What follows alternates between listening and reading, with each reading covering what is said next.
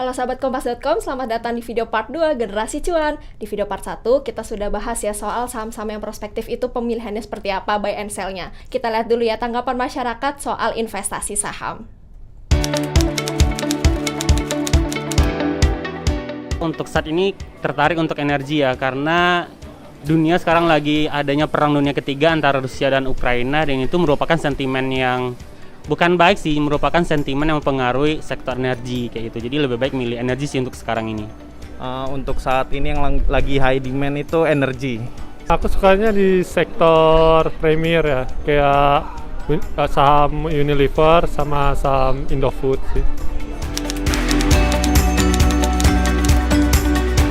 Karena kalau saham tuh investasi jangka panjang ya, dan kita juga kalau mau jual juga nggak terlalu susah. Tapi kalau seandainya kita investasi dalam bentuk fisik itu kan kita harus cari orang yang mau beli dulu. Tapi kalau dalam bentuk saham kita bisa jual dan lepas kapanpun kayak gitu. Saham itu karena returnnya cepat dan lumayan besar kalau misalnya kita untung banyak gitu. Ya untuk saya sih cepat sih kalau itu returnnya lebih cepat. Selain menjadi investasi ya, saham juga kayak tabungan jangka panjang buat aku. Selain bisa nabung juga kan, jadi di masa tua nanti kita ada investasi atau tabungan.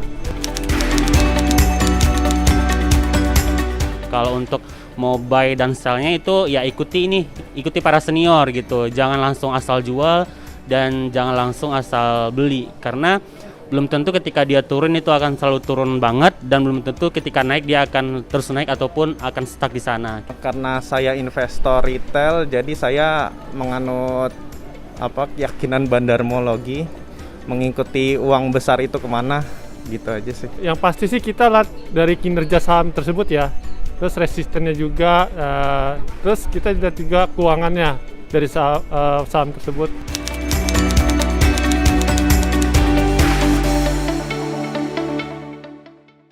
Oke, Mas Bernardus gimana tuh melihat tadi beberapa tanggapan dari para investor saham ya? Ada yang tertarik di energi, ada yang juga tertarik di produk-produk lainnya, dan juga udah ada beberapa nih yang mengerti bagaimana buy and sell-nya, tapi ada juga yang ya udah ikut bandarmologi aja. Bagaimana pendapat Mas? Kalau terlepas dari bagaimana mereka membeli sahamnya atau sektor apa yang mereka sukai, saya ingin mengapresiasi nih buat para generasi muda saat ini pada sahabat Kompas.com, yang mana kita melihat bahwa banyak generasi muda itu udah mulai melek kaitannya mengenai investasi, terutama investasi saham. Jadi saya bersyukur mudah-mudahan para sahabat Kompas.com ini terus menyebarluaskan investasi yang legal dan investasi yang berprospek ke depannya, dan juga membantu perusahaan-perusahaan yang ada di Indonesia dan membantu pertumbuhan ekonomi kita. Itu saya sangat apresiasi sekali.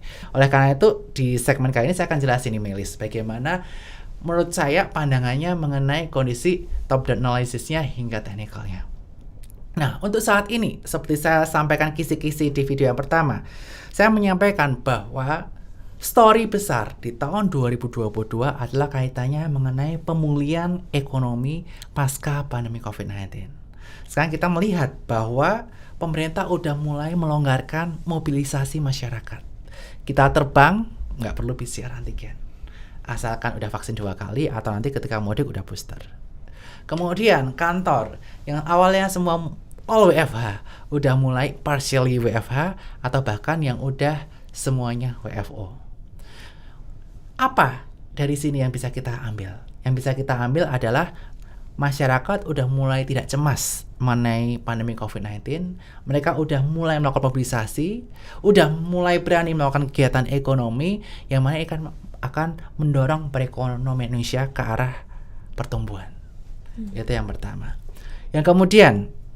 Yang kedua, kaitannya mengenai kondisi politik secara global. Kita melihat story di Amerika Serikat sana, yang pertama adalah kaitannya mengenai inflasi yang cukup tinggi, tertinggi dalam 40 tahun terakhir. Di mana kita melihat bahwa The Fed udah menaikkan suku bunganya di bulan Maret dari 25 pips ke area 50 pips atau 0,5%. Dan banyak ekonom menyatakan bahwa berpotensi di The Fed sana akan menaikkan suku bunga lebih dari 5 kali, bahkan bisa mencapai 2%. Sehingga tentu saja jika suku bunga di Amerika Serikat naik, ada potensi yield Treasury 10 tahun terutama di Amerika Serikat sana akan naik. Akibatnya apa? Akibatnya asing atau foreign yang melakukan investasi di luar negeri akan melakukan aktivitas taking profit. Pindah dulu ke instrumen yang lebih aman. Wong returnnya aja tinggi, kenapa aku harus ambil di saham terus? Take profit di saham, pindah ke time deposit atau obligasi di negara yang mata uangnya kuat, yaitu Amerika Serikat, yang mata uangnya digunakan di seluruh dunia. Yang ketiga, kaitannya mengenai Rusia Ukraina, di mana kita melihat Rusia Ukraina saat ini masih panas-panasnya, masih belum adem juga, yang mengakibatkan negara-negara NATO atau negara-negara yang lain juga itu melakukan sanksi ekonomi kepada Rusia, mulai dari nggak boleh ekspor atau nggak boleh impor dari Rusia, nggak boleh ekspor ke sana, menarik brand-brand dari sana, dan bahkan sekarang Rusia udah melawan, dimana kalau kalian mau beli komoditas dari kita, kalian jangan pakai US dollar, tapi pakainya rubel, mata uang Rusia.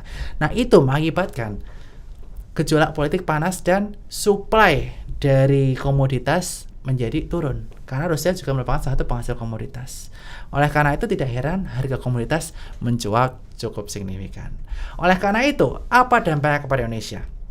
Yang pertama, kaitan mengenai pemulihan ekonomi. Kita udah bisa lebih bebas dibanding tahun 2020-2021. Ya tentu saja bisnis berjalan lebih baik. Bisnis berjalan lebih baik, orang-orang berani melakukan usaha.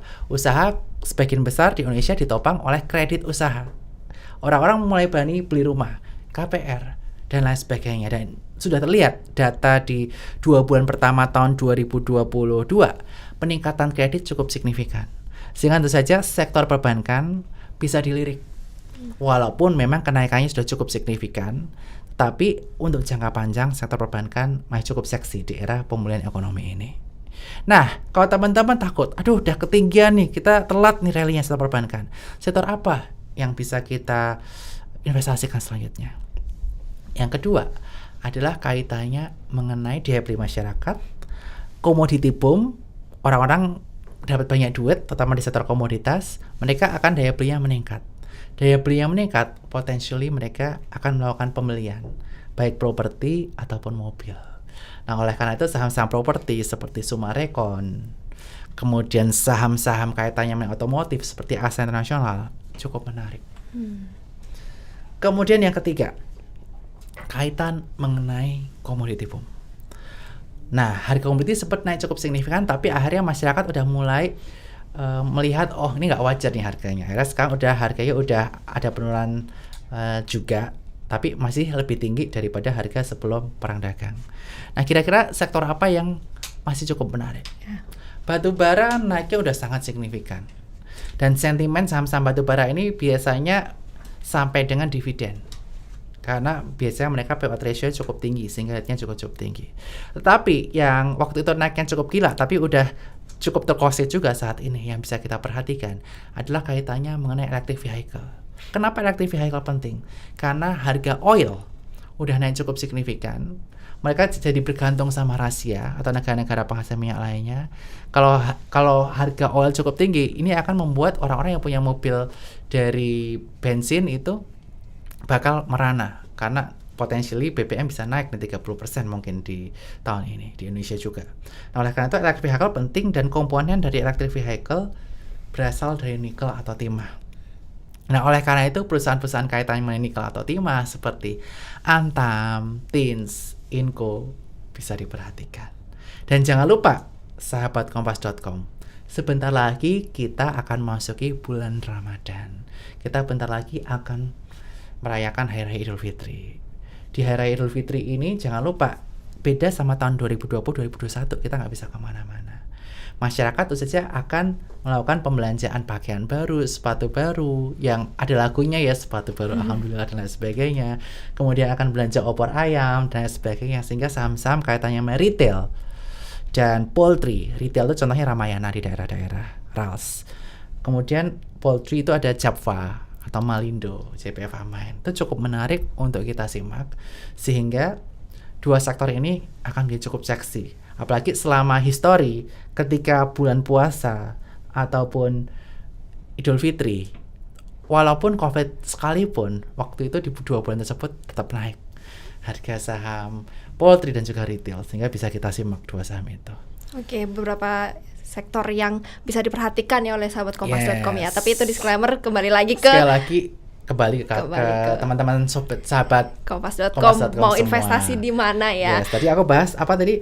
Finansial, perbankan, tapi kalau udah ketinggian ya jangan kejar, kalau takut. Properti, kemudian otomotif, komoditas tadi aku nikel sama timah, kemudian retail dan juga poultry. Oke, itu yang perlu diperhatikan ya di Yes. kuartal-kuartal sekarang ini ya. Ya, di kuartal 1 akhir dan kuartal 2 awal kuartal lah. 2 awal. Oke, tadi kalau misalnya sempat di-mention soal perang Ukraina dan Rusia, sepertinya mungkin dalam beberapa bulan ke depan masih agak panjang ya ini urusannya. Nah, kalau dari sahamnya sendiri selain komoditas, apa yang harus diperhatikan nih dengan sentimen Rusia dan Ukraina ini? Oke, kaitan mengenai sentimen antara Rusia dan juga Ukraina ini. Tentu saja yang perlu kita perhatikan adalah kaitan mengenai inflasi, yang bisa saja terdampak dari memanasnya hubungan dua negara ini. Karena kita melihat mayoritas negara Eropa sumber energinya dari mana? Dari Rusia. Kemudian kita juga melihat di negara-negara lainnya, saat ini sumber energi juga masih seperti oil, itu pasti utama. Kemudian kaitan mengenai tadi batu bara juga sekarang dipakai lagi, makanya tinggi. Oleh karena itu, yang ditakutkan dengan kenaikan harga komoditas ini adalah adanya inflasi yang tinggi di negara tersebut.